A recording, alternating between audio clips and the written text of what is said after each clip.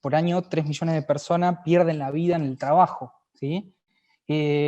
Por otro lado, hay otros cuantos eventos, ¿sí? Específicamente 374 millones de accidentes que suceden, de eventos siniestrales, no mortales, ¿bien? Pero que claramente abren la puerta a la posibilidad de incapacidades temporales o incapacidades permanentes que cambian radicalmente la vida de una persona, ¿no? La vida de alguien como ustedes, como yo, que se levanta todos los días y va a su puesto de trabajo y seguramente sin ese deseo, ¿no? De que suceda un evento de ese tipo. En promedio hay aproximadamente 4 días perdidos, ¿sí? O de absentismo laboral por cada uno de esos eventos, ¿sí? Y se estima que anualmente la carga económica en respuesta a todos estos eventos que estamos reflejando representan alrededor del 4% del PBI global, ¿sí? Por lo cual no es nada despreciable desde el punto de vista del impacto económico, ¿no? Que también representa.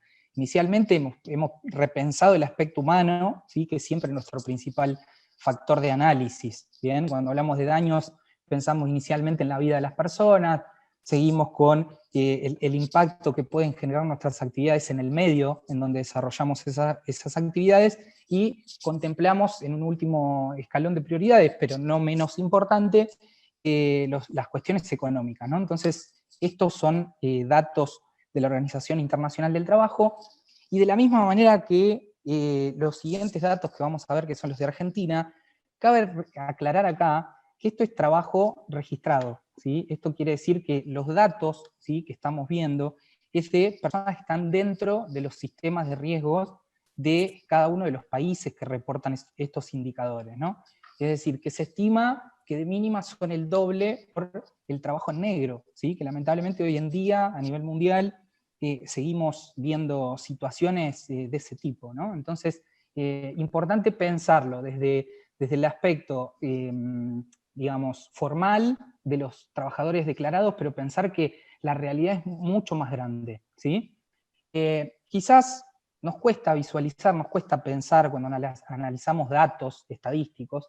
La estadística tiene eso, ¿no? Que son números fríos, y nos cuesta muchas veces tomar dimensión o poner en magnitud cada uno de esos datos que observamos, ¿no? Entonces, como reflejo, ¿sí?, casi 3 millones de personas pierden la vida por año, y esto representa el equivalente a la cantidad de personas que viven en la ciudad de Buenos Aires, por ejemplo, ¿no?, en la capital de nuestro país. Esto para que uno lo ponga en dimensión, ¿sí?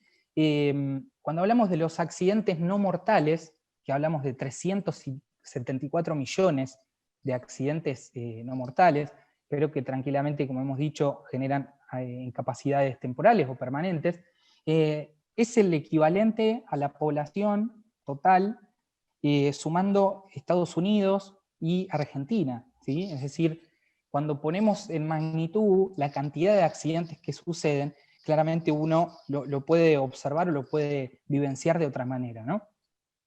¿Qué pasa en Argentina, ¿sí?, en ese contexto?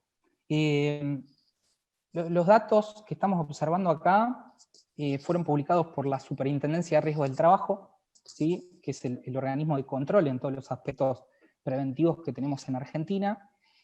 Corresponden al año 2019, ¿sí?, fueron publicados en agosto de 2020, y nos dicen que en el último año, ¿sí?, en Argentina han perdido la vida 570 trabajadores, ¿sí?, a causa de accidentes y enfermedades en el trabajo. Y que la cantidad de accidentes no mortales han sido más de 550.000. ¿Sí? Acá aparece un dato bastante curioso, ¿sí?, que lo puse ahí entre paréntesis. El 90% de esos 550.000 eventos ocurridos han sido con baja o incapacitantes, ¿sí? Esto habla también de la poca cultura del reporte, ¿no? Porque si ha habido casi 550.000 eventos que han sido graves, ¿sí?, es decir, incapacitantes o con pérdida de días, probablemente han ocurrido un montón de otros más, como sabemos que reflejan la pirámide de Beard, por ejemplo. Han habido muchísimos más eventos menores, ¿no? otro de los datos de este último año es que aproximadamente el promedio de días perdidos o de absentismo laboral por evento ronda los 36 días, ¿sí? Muy superior a la media marcada, ¿sí? de cuatro días en el mundo, ¿no? Y creo que se evidencia en ese dato el comentario que acabo de hacer en el punto anterior, ¿no? Y como consecuencia de todos estos eventos, ha habido más de 18 millones de jornadas no trabajadas en el último año a causa de accidentes y enfermedades profesionales, ¿sí? Como bien les decía, este dato, tanto a nivel mundial como a nivel local, pertenecen a los trabajadores registrados, ¿sí? Es aquellos que están dentro del sistema de riesgo del trabajo, ¿bien?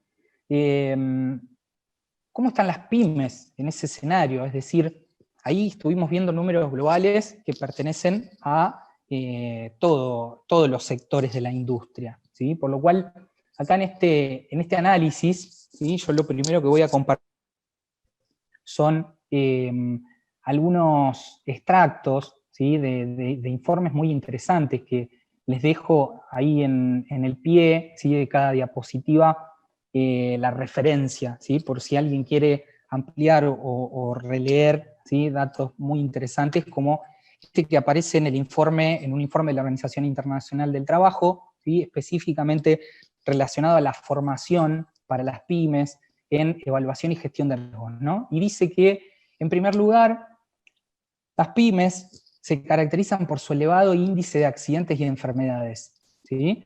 La frecuencia de los accidentes en empresas pequeñas es un 20% superior que las empresas con más de 100 trabajadores, y un 40% superior que las empresas con más de 1000 trabajadores, ¿sí? Esto a nivel mundial, ¿ok?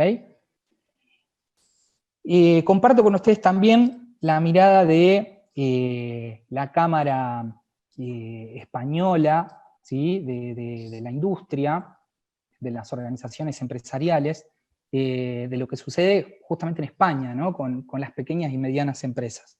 Hay un informe también muy interesante que se llama Inspección del Trabajo en la Prevención de Riesgos Laborales, que menciona, que cita esta frase que dice: con cierta frecuencia se atribuye a las pymes altos niveles de siniestralidad, vinculados a un mayor desconocimiento de los requisitos legales que les son exigibles y una menor disponibilidad de recursos y materiales, ¿sí? Los últimos datos estadísticos disponibles, facilitados por el Instituto Nacional de Seguridad e Higiene en el Trabajo de España, reflejan que las pymes concentran en torno al 75% del número de accidentes registrados, lo que parece avalar la tesis de su alta siniestralidad, ¿sí? Esto para que empecemos a mirar también el contexto, ¿sí? de lo que está sucediendo en otros lados, ¿no? ¿Qué pasa en Argentina? Cuando uno analiza estos datos que yo estoy compartiendo, que esta es una de las tablas que figuran en el informe de la superintendencia, uno puede observar distintos indicadores, ¿sí? Desde el índice de incidencia de eventos, el de frecuencia, como así también el de letalidad, ¿sí? Por ejemplo, cuando uno empieza a mirar claramente en base a la cantidad de trabajadores, empieza a observar, ¿sí? menores indicadores en empresas de mayor cantidad de trabajadores, ¿sí? Y un poco más elevados en aquellas empresas con menor cantidad de trabajadores, ¿no? Yo me tomé aquí el atrevimiento de hacer el corte, ¿sí? en 500, ¿sí? Fíjense que es el último factor que tomamos, y los invito a compartir y analizar qué es lo que sucede en esa franja, ¿no? Sabemos que igualmente la definición de pequeña y mediana empresa tiene mucho que ver con la actividad económica, con la cantidad de gente, con los niveles de actividad, ¿sí? que puedan llegar a tener de actividad económica, pero encontramos por ahí algunos debajo de 500, otros por encima de 500, pero digamos, en esta tabla hacemos el corte hasta esa altura como para analizar al menos qué pasa de 500 para abajo, ¿no? Y las conclusiones, cuando uno va mirando estos indicadores, cuando va sacando números, encontramos que, por ejemplo, en ese último año, ¿sí? en Argentina, las pymes han representado En primera instancia, en cuanto a cantidad, el 50% de los trabajadores cubiertos por intermedio del sistema, ¿no? El 60% del total de los casos notificados, es decir que en pequeñas y medianas empresas ha habido, ¿sí?, un 60% del total de la siniestralidad. De la misma manera y con el mismo porcentaje, accidentes con baja e incapacitantes y jornadas no trabajadas por accidentes. ¿Bien?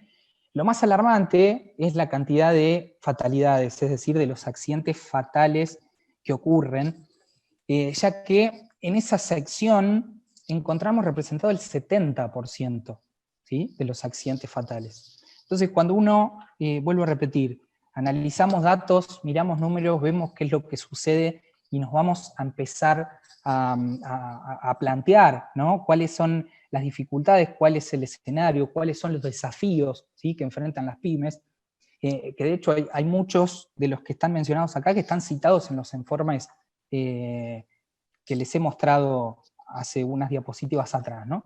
Y las características más comunes o los desafíos más frecuentes que enfrenta una pequeña y mediana empresa, los vemos reflejados en la presentación, ¿no? Recursos limitados, ¿sí?, en la mayoría de los casos con respecto a recursos económicos, a espacio físico en cuanto a instalaciones, o pluralidad de roles o cantidad de gente, ¿sí?, lo cual hace que, lógicamente, tengamos una mayor incidencia desde el punto de vista de la pluralidad de peligros a los que nos enfrentamos también, ¿no?, y de la forma en la que gestionamos. Otra característica, normalmente en pequeñas y medianas empresas, es la ausencia de personal de higiene y seguridad, de un profesional de seguridad en forma permanente, ¿no? Sabemos que también en estas cuestiones hay legislación de respaldo, ¿sí?, que no exige la permanencia de alguien de seguridad en forma permanente cuando tenemos cantidades menores de personal que cuando tenemos cantidades mayores, ¿no? Bastante mayor rotación, ¿sí?, de personal, sabemos que también es una característica de las pymes enfrentar la competencia laboral con empresas más grandes, ¿no? Entonces uno quizás forma un recurso, trabaja durante un tiempo y al periodo es absorbido o pasa a una empresa multinacional, a una empresa más grande, y eso también aumenta la rotación del personal, ¿no? Cultura preventiva, muchas veces una débil, ¿sí?, cultura, justamente por algunas de las características marcadas que quizás imposibilitan trabajar a largo plazo, ¿sí?, pero que lógicamente no, digamos, no es un factor determinante, ¿no? Es decir, uno puede igualmente trabajar con la cultura preventiva, lo vamos a charlar un poquito más adelante, aún teniendo determinadas dificultades, ¿no? Quizá hay que cambiar un poco el foco y la concepción, ¿sí? Pero es importante también tener en cuenta que muchas veces en estos escenarios se dan casos de baja o poca o débil cultura de prevención de accidentes, ¿no? La percepción del costo de los aspectos preventivos, por eso lo incluí también en esta presentación, ¿sí? Dentro de esos años de experiencia que mencionaba Marina, he tenido la posibilidad de trabajar con muchas pymes, ¿sí?, de distintos tamaños y rubros, y he visto hacerlo muy bien, como también he visto hacerlo muy mal, ¿no? Muchas de las veces que he tenido la posibilidad de charlar con personal de liderazgo y me ha comentado, bueno, la realidad es que me cuesta más dinero, ¿sí?, invertir sobre una posible mejora, sobre alguna situación que haría un poco más fácil, ¿sí?, las cuestiones preventivas dentro de mis instalaciones, que pagar, ¿sí?, mensualmente la RT, ¿sí? Si total, la RT se hace cargo en caso de que haya un accidente. Que también lo vamos a charlar, ¿no? Porque sí y no, ¿sí? Vamos a charlar un poquito adelante de eso cuando nos metamos en costos, ¿no? Entonces, la percepción del costo de los aspectos preventivos, muchas veces ausencia de un sistema integrado de gestión. Hemos escuchado en la última webinar a Alfredo, que también está presente hoy, que ha hablado de los éxitos y los fracasos, ¿no?, de un sistema de gestión específicamente de calidad, pero que claramente hay muchos de los conceptos tratados en la última webinar que aplican, ¿sí?, a un sistema de gestión preventivo o un sistema de gestión integrado, ¿no? Y muchas veces también carencia o falta o poca formación en el liderazgo preventivo tan necesario, ¿sí?, para llevar adelante estas situaciones en las personas claves de una organización, que son aquellas que toman las decisiones, ¿no? Es decir, los niveles de mando. Bien, estas son algunas de las características por ahí más frecuentes, o los desafíos, ¿sí?, que les toca enfrentar a la pequeña y mediana empresa, ¿sí? Sabiendo que, como se ha charlado en más de una de estas actividades, hay muchos aspectos que se hacen a pulmón, ¿sí?, con mucho esfuerzo, tratando siempre de buscar los mejores resultados, pero siempre reconociendo las limitaciones con las que uno muchas veces le toca convivir, ¿no? Bien, entonces, la prevención es un costo, es una inversión, ¿sí? Y acá charlamos un poquito acerca de costos directos e indirectos, ¿no? Inicialmente, esta teoría del iceberg, ¿sí?, que es bastante antigua, marca o pone de manifiesto que por cada costo que nosotros estamos visibilizando después de un accidente o de una enfermedad, hay muchos más costos indirectos que son los famosos sumergidos, ¿no? Es decir, ¿cuáles son los costos directos que normalmente uno enfrenta cuando sucede una eventualidad en un ambiente laboral? Los gastos médicos, ¿sí?, para lo que es atención de los afectados o los accidentados, los jornales caídos, ¿sí?, atrás de esa lesión que pueda ser incapacitante en forma temporal, y también, lógicamente, los gastos de reeducación de las instalaciones, ¿sí? Si involucra ese evento no solamente un daño, una lesión a una persona, sino que también un daño material, ¿sí?, un equipo, no sé, un autoelevador que tira bajo una estantería y producto de ello hay 2 personas atrapadas debajo de esa estantería. Bueno, ahí los daños son múltiples, ¿no? Entonces también la readecuación de las instalaciones es un costo directo. Ahora, cuando pensamos en los costos indirectos, es decir, qué es lo que acarrea cada una de esas situaciones, encontramos inicialmente, si lo pensamos desde el factor humano, para el accidentado o los accidentados, dolor, sufrimiento, ¿sí?, en caso de incapacidades permanentes, marginación social, ¿sí? Cuando hablo de dolor y sufrimiento, no solamente para el accidentado, sino también para su entorno, ¿sí?, para su familia.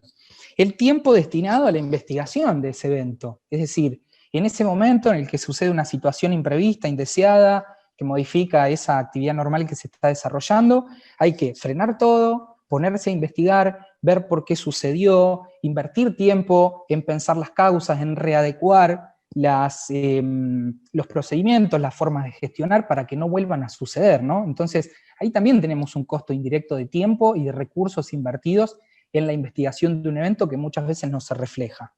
El reemplazo del recurso humano, ¿sí? Es decir, ¿qué sucede con ese trabajador que se fracturó y tiene una incapacidad temporal y sabemos que por 30, 60, 90 días no lo vamos a tener dentro de nuestro plantel, ¿sí? Entonces, a partir de ahí surgen muchísimos disparadores, ¿no? O nos sobrecargamos haciendo todos un poquito de cada parte de su trabajo, o incorporamos un recurso nuevo que hay que capacitarlo, que hay que entrenarlo, que hay que hacerle un examen preocupacional, que después hay que guiarlo en su puesto de trabajo.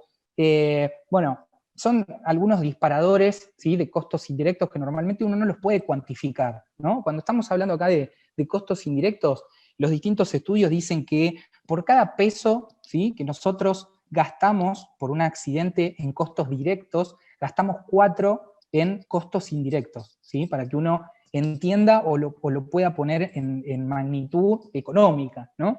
Ni hablemos de los factores humanos, ¿sí?, que los estamos charlando y dejando explícitamente mencionados de su importancia, ¿no? Porque eso realmente no tiene un valor, ¿sí?, no tiene un precio o un costo indirecto que uno lo pueda reflejar en un número, ¿no?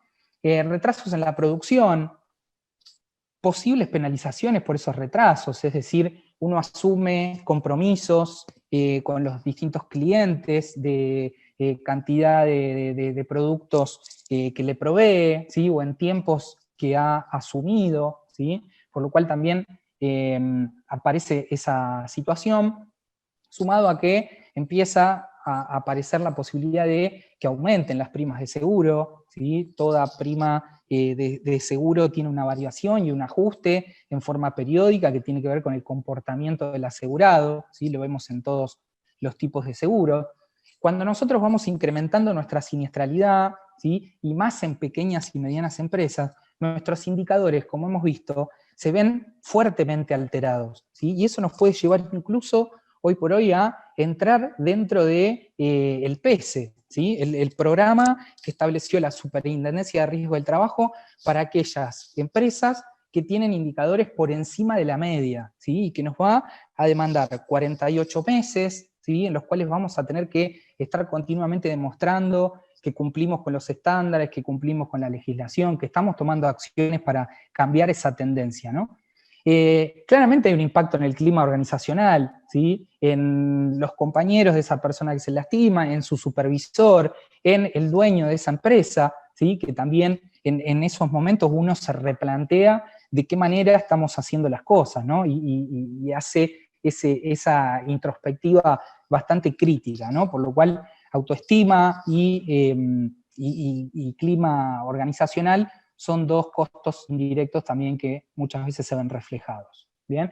Pérdida de imagen institucional, ¿sí? Sabemos que hoy por hoy hay un fuerte, ¿sí? Acceso a la comunicación, ¿sí? Cualquier evento indeseado, ¿sí? Que sucede tiene y genera impactos, ¿sí? Por lo cual eso también puede abrir la puerta a lo que vendría a ser una pérdida en el mercado, ¿no? Bien, síntesis.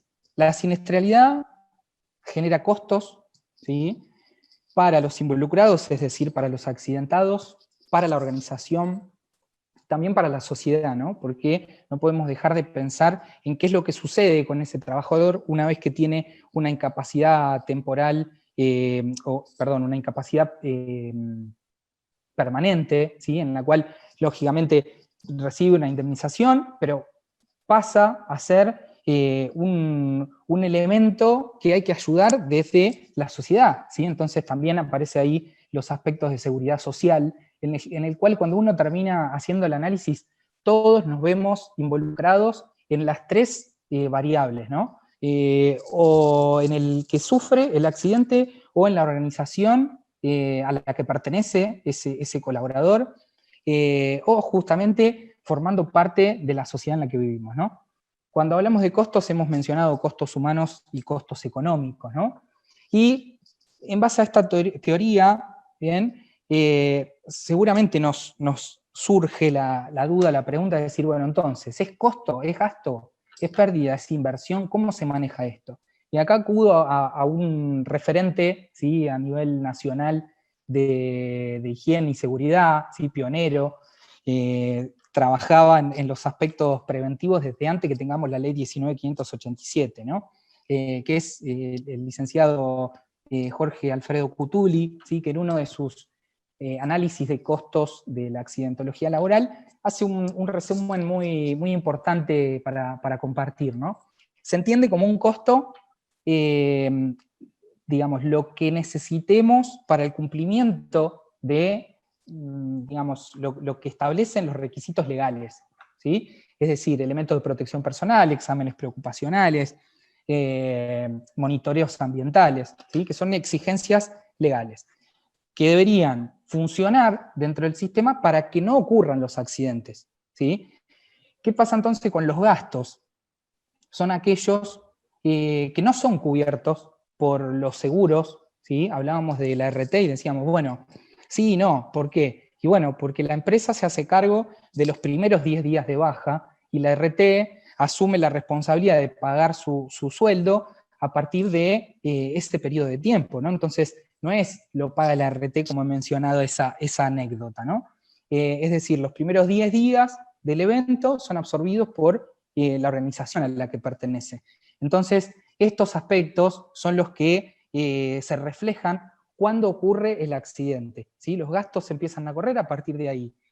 Los primeros 10 días, la reposición de un bien que se haya roto, el tiempo, ¿sí? Invertido en la readecuación, ¿bien? ¿Qué entendemos con pérdida? Bueno, a partir de ahí aparecen muchos muchos de los que hemos visto como costos indirectos, ¿no? Pérdida, la disminución de la producción, el incumplimiento de un plazo, las posibles multas que podamos llegar a tener, la pérdida de imagen, y todo lo que realmente uno comprenda como una pérdida en todos sus aspectos y sentidos, ¿no?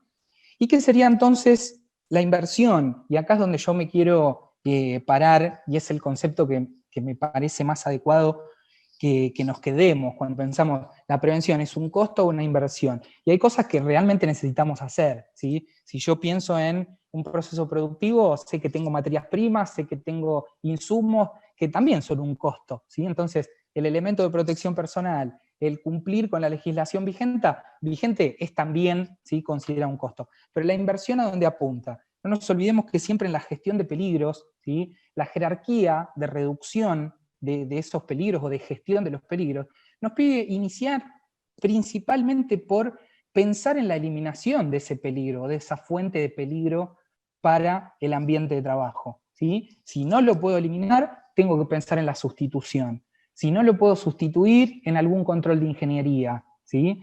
Si no puedo hacer o aplicar los controles de ingeniería, las barreras administrativas. Y por último, recién el elemento de protección personal, ¿no?, que está ahí figurado como un costo, ¿sí?, dentro de este análisis. Entonces, ¿de qué hablamos cuando hablamos de inversión? Es de justamente liderar, ¿sí?, de convertirse en líder, de fomentar la cultura preventiva dentro de una organización, de aplicar mejoras. Doy un ejemplo, no sé, el cerramiento o el aislamiento acústico de una fuente de una emisión de ruido, ¿sí? Es decir, que yo haga eso no me va a generar redituabilidad, no me va a generar un beneficio económico, pero sí me va a cerrar mucho el cuello de botella de la posibilidad de que se generen eventos que generen los costos que estamos charlando anteriormente y las pérdidas, ¿no? Entonces, es importante quedarse con el concepto bien claro, ¿sí? Vuelvo a repetir, seguramente hay distintas opiniones, hay distintas formas o metodologías de pensamiento, ¿sí? Yo compartí esta justamente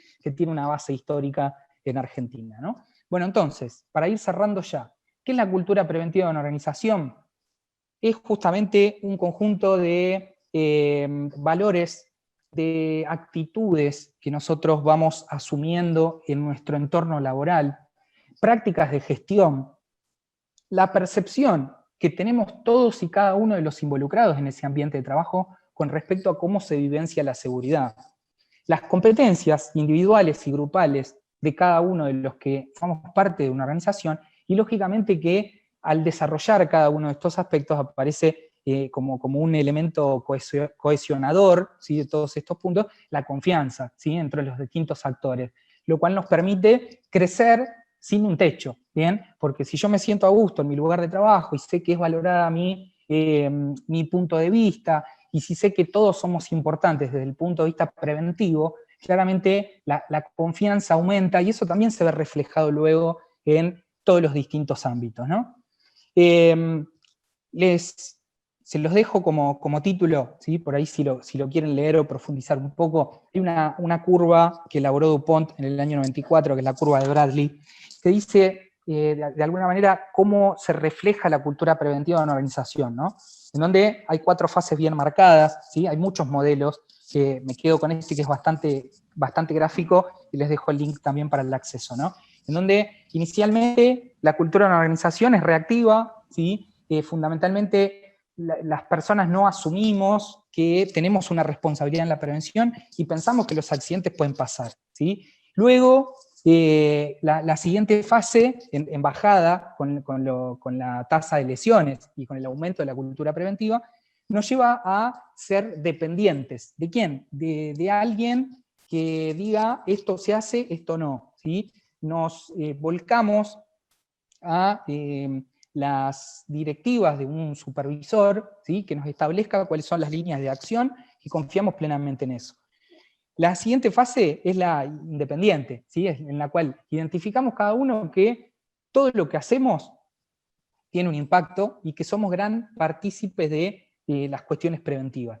Y la última fase, quizás ya la más importante desde el punto de vista de la cultura preventiva, que es la interdependiente, en la cual sabemos que se trabaja en equipo, sabemos que las decisiones las tomamos entre todos, sabemos que todos somos importantes a la hora de emitir una opinión, una recomendación, un comentario, y que todos tenemos la obligación, ¿sí?, de cumplir con ese estándar, cumplir con esos determinados lineamientos de gestión que se han adoptado, y estamos convencidos de que realmente dan un resultado, ¿no? Bien, ¿y qué es el liderazgo preventivo? Básicamente es poder poner en marcha todo esto que estamos desarrollando y que estamos hablando, ¿no? Es ser proactivo, es anticiparse, es estar siempre un paso adelante, es generar la conciencia en el ambiente de trabajo, fomentar esa cultura preventiva de una organización, y encontrar la forma de poder aplicarla, ¿no? ¿Cuál es la mejor forma según cada tipo de organización? Que es algo que también mencionaba Alfredo cuando hablaba de sistemas, ¿no? De sistemas de gestión. Perdón. Es tener capacidad de respuesta, es decir, cuando van sucediendo esos eventos, ¿cómo los enfrentamos?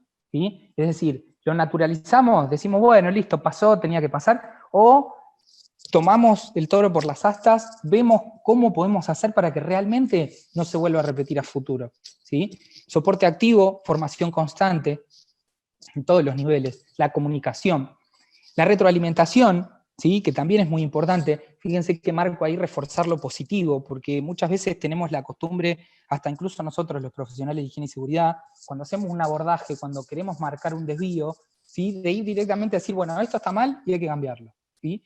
Y dejamos de ver un montón de otras cosas que ya hemos incorporado y que son importantes reforzarlas también, ¿no?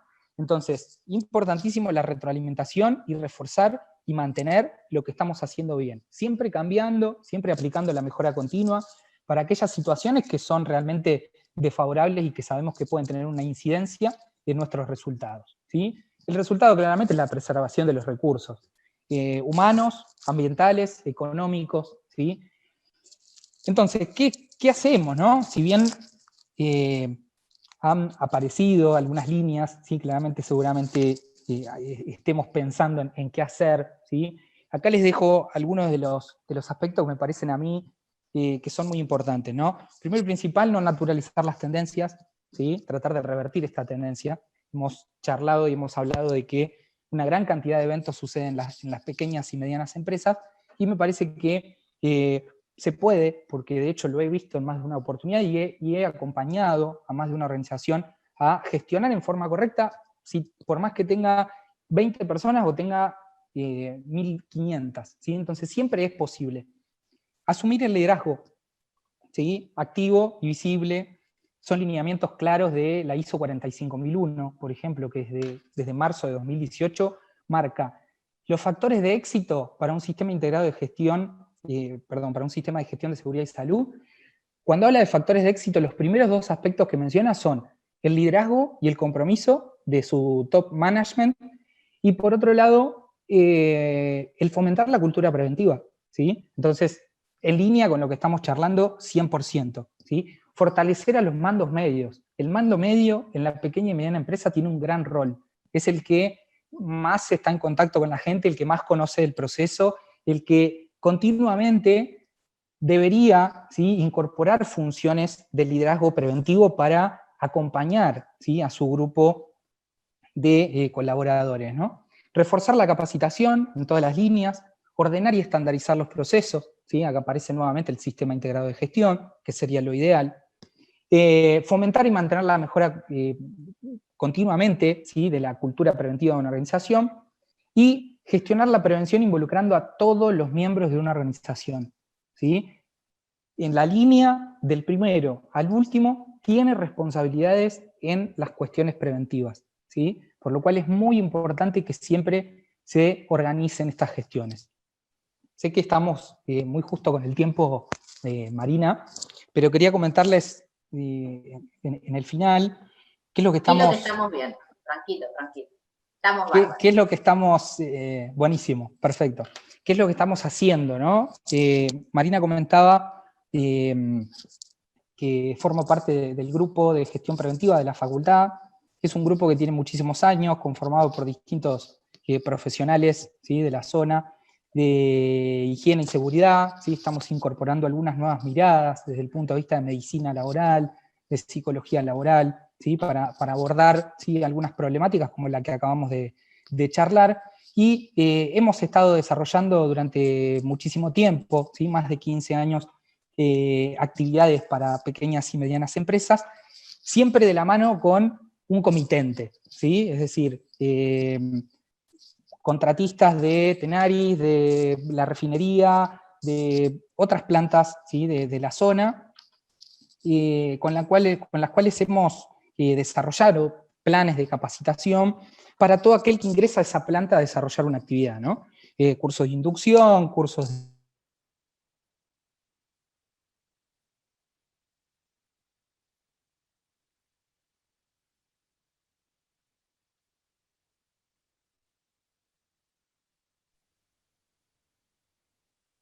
un programa más bien ligado, ¿sí? a estos temas de los cuales hoy estamos charlando, ¿no?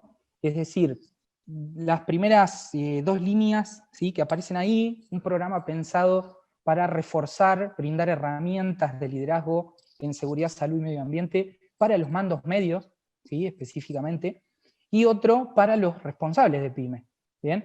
Los dos con el mismo enfoque, pero claramente abordados desde distintas ópticas y con distintas herramientas por las responsabilidades que tiene cada uno, ¿no? Pero creemos que ahí hay 2 posibilidades importantes, ¿sí? Estos 2 programas van a estar siendo comunicados seguramente en pocos días, ¿sí? Y comenzaremos a desarrollarlos. Hay dos más de las actividades que ya venimos desarrollando que me pareció importante ponerlas acá porque son 100% aplicables, ¿sí? Por ahí cuando uno piensa en trabajo en altura y piensa en una pequeña y mediana empresa que no entra en una planta grande o no va al comitente, por ahí es muy difícil que se hagan trabajo en altura o en espacios confinados, ¿sí? Pero por ahí la certificación de operadores de autoelevador, ¿bien? Es una actividad netamente aplicable a pequeñas y medianas empresas por la cantidad de rubros que utilizan un autoelevador, ¿no? Sabemos que desde el año 2015 la Superintendencia de Riesgo del Trabajo emitió una resolución que vino a ordenar un poco ese vacío legal que había con respecto a esta temática, ¿sí? Y que entre otras de las cosas que exige, pide que los operadores estén certificados por intermedio de una capacitación con un temario mínimo, ¿sí? Teórico y práctico, que es una actividad que estamos haciendo. Y por otro lado también, una relacionada a la actualidad, ¿sí? Que la hemos empezado a desarrollar entre medio de esta pandemia, es hacer un acompañamiento en 3 fases distintas, una principalmente de capacitación, otra más de asesoramiento en cuanto a la definición de las medidas preventivas o de los protocolos, es decir, acompañar en ese proceso, y la otra ya más de auditoría de cómo está funcionando, que le hemos puesto el nombre de gestión del riesgo COVID-19, ¿sí? Que es una actividad que hoy también la estamos haciendo desde la facultad, ¿sí? Por lo cual, en el caso particular, yo los invito, ¿sí? A aquel que quiera profundizar un poco más con respecto al alcance de las actividades, cómo están organizadas y demás, a contactarse, ¿sí? Lógicamente, a través de Marina, para recibir más información, y lógico que quedo a disposición, ¿sí? Como todo el equipo que forma parte, ¿sí? Como decía hoy, que me toca a mí asumir la coordinación del grupo, ¿sí? Pero somos un conjunto de profesionales, por lo cual queda el equipo también a disposición para tratar, charlar, despejar alguna duda, ver qué se puede hacer y desde dónde los podemos acompañar en las problemáticas que puedan llegar a tener, ¿sí? De mi parte, muchas gracias y bueno, momento de dudas, consultas y preguntas. Bueno, podemos habilitar el chat o quien se anime, abra su micrófono. Germán, si querés dejar de compartir pantalla, así se ven todos, también es una opción. Excelente. Ahí tenemos, bueno, un comentario de Victoria excelente. La verdad que sí, realmente súper concreto, sólido, como siempre. No nos sorprende. No nos sorprende a los que te conocemos. Muchas gracias. Pero realmente en muchos aspectos a veces uno lo sabe, pero se queda pensando porque mostrás otro enfoque. Entonces, nos parece bárbaro, no sé, abrir micrófonos o abrir el chat, lo que prefieran, para que nadie se quede con dudas respecto de la webinar de Germán.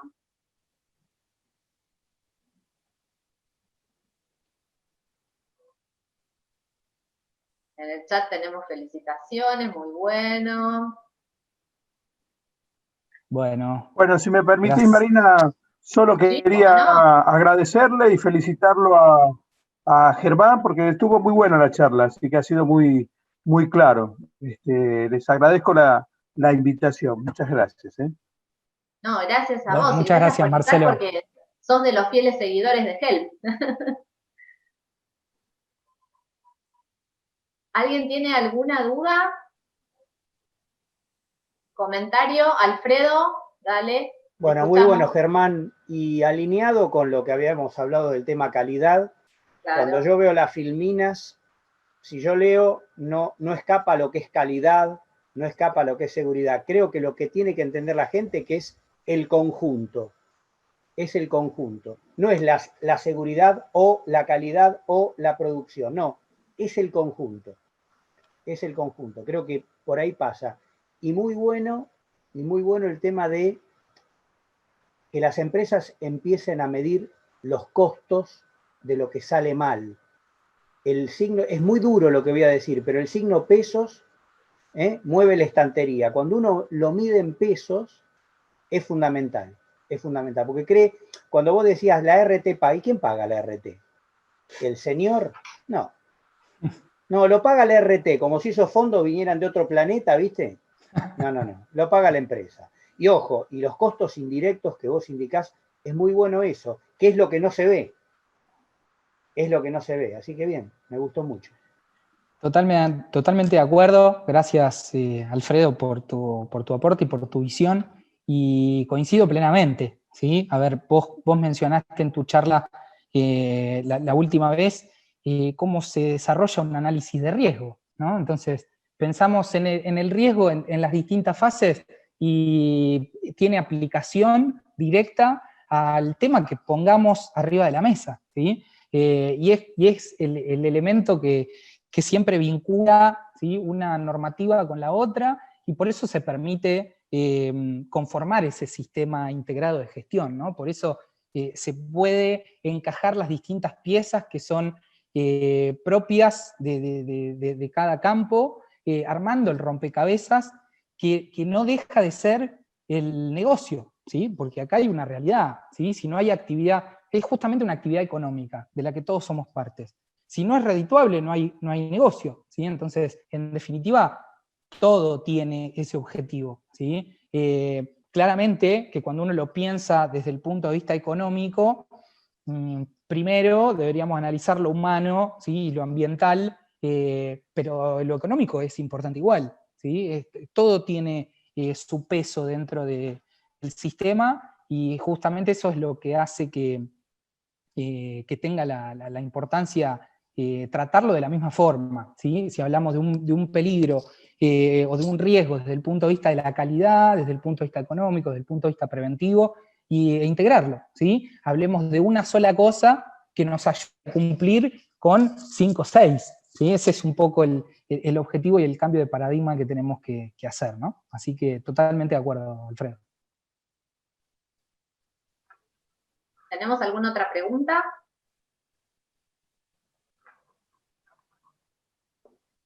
Bueno, agrego yo, que vengo de las competencias actitudinales, que hablando de cambio de paradigma, todas, pero estas últimas 2 webinars creo que fueron las que mejor reflejaron esta falsa pelea de competencias técnicas contra actitudinales y viceversa, que es, la verdad, que es 50 y 50 y las necesitamos todas para gestionar. Y acá tenemos otra pregunta en el chat. A ver. Espera. Fernando dice, Germán, partiendo de la premisa que la seguridad se asocia a una cultura, a una formación, ¿existen hoy proyectos para que esto se aborde en la escuela? En la escuela estamos hablando de secundaria, primaria, a ese nivel. Fernando, ahí va apuntada tu pregunta. Secundaria. Secundaria, escuela Bien. secundaria. Muy buena pregunta, ¿no? ¿Por qué? Y bueno, porque justamente la cultura nos lleva a que no solamente lo tengamos que aplicar dentro de una planta industrial, ¿sí? La cultura nos lleva a que se dispare a todos los ámbitos, ya que peligros tenemos en todos lados, ¿no? Adentro de una planta industrial los peligros tienen un mayor potencial, ¿sí? Pero en tu casa hay peligros, salís a la calle hay peligro, actividad recreativa lo mismo, ¿sí? Entonces, importante reforzarlo siempre desde los niveles iniciales de formación, ¿sí? Hoy por hoy en las escuelas hay ejes relacionados fundamentalmente en escuelas técnicas, ¿sí? De programas de formación, materias relacionadas a medio ambiente, seguridad y salud, ¿sí? Inicialmente para la protección de los alumnos en el desarrollo de las prácticas, pero así también un granito de arena muy importante para cuando ese estudiante salte en el mundo laboral, ¿sí? y pase a formar parte de una cultura organizacional, ¿no? En la cual tiene que estar formado para poder dar su aporte, ¿sí? Como así también para poder cumplir, ¿sí? O adecuarse a esos lineamientos que se deberían establecer, ¿no? Por lo cual sí, hoy se está trabajando, lógicamente que hace unos años atrás no estaba tan evidenciado, ¿sí? Eso es un buen punto de partida, pero trabajo por hacer todavía en la educación, ¿no? No, por favor. Gracias, dice Fernando. ¿Tenemos alguna otra consulta? Comentario también puede ser, no necesariamente consulta. Experiencia que alguien quiera compartir.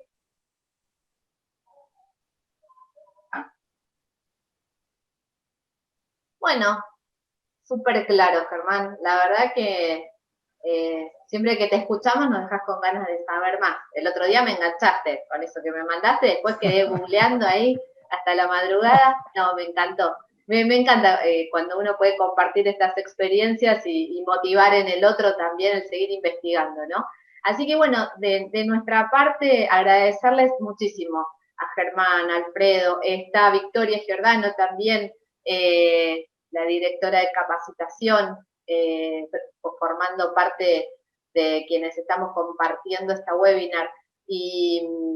Y la verdad es que, como les conté en un principio, nos llena de orgullo cerrar este ciclo de esta manera, con la participación de ustedes y con expectativas para el año que viene. Porque estoy además recibiendo algunos mensajes en privado que si el año que viene me gustaría participar, me gustaría que abordaran tal tema.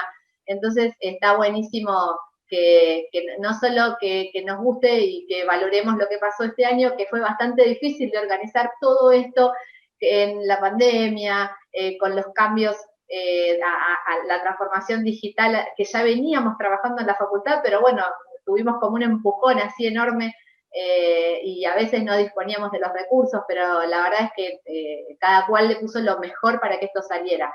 Así que por mi parte agradecerles muchísimo en nombre de UTN Facultad Regional Delta, perdón, y decirles también que tanto Germán como todos los consultores que han formado parte de las charlas virtuales de HELP están a disposición de ustedes.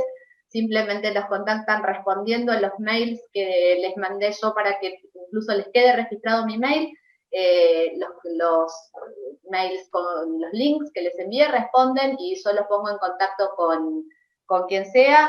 Y bueno, simplemente decirles que estamos súper orgullosos en UTN Facultad Regional Delta de los profesionales que tenemos y de poder compartir y llegar a los hogares de todos en estos momentos difíciles, que es mejor que aprovechar para capacitarse y mejorar.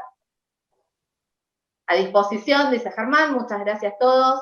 Así que bueno, nos vemos, si todo sale bien, el HELP 2021.